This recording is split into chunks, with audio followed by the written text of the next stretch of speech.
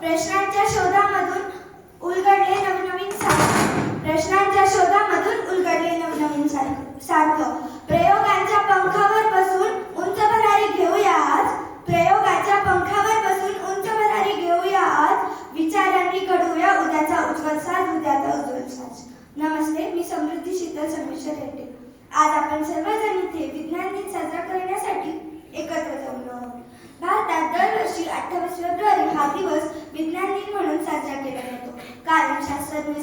कारण या दिवशी शास्त्रज्ञ सी.व्ही. रमण यांनी रमण परिणाम हा जगप्रसिद्ध शोध लावला होता.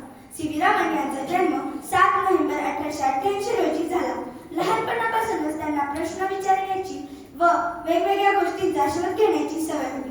पुढे त्यांनी प्रकाशावर संशोधन केले आणि सिद्ध केले की प्रकाश एखाद्या पदार्थातून जाताना त्याच्या रंगात व ऊर्जेत थोडा बदल होतो. यालाच रमण परिणाम म्हणतात.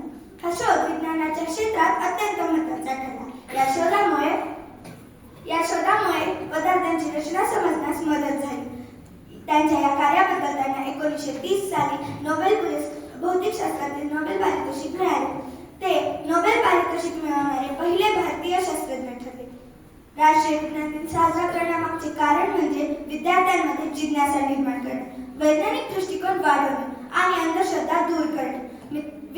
विज्ञान आपल्याला विचार करण्यास शिकवतो व प्रगतीचा मार्ग दाखवतो.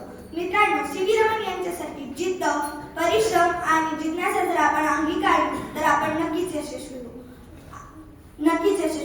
प्रश्न विचारणे हीच विज्ञानाची सुरुवात आहे. बुद्धांनी व गांधींनी जगात निर्माण केली शांती व विज्ञानाने घडवली आहे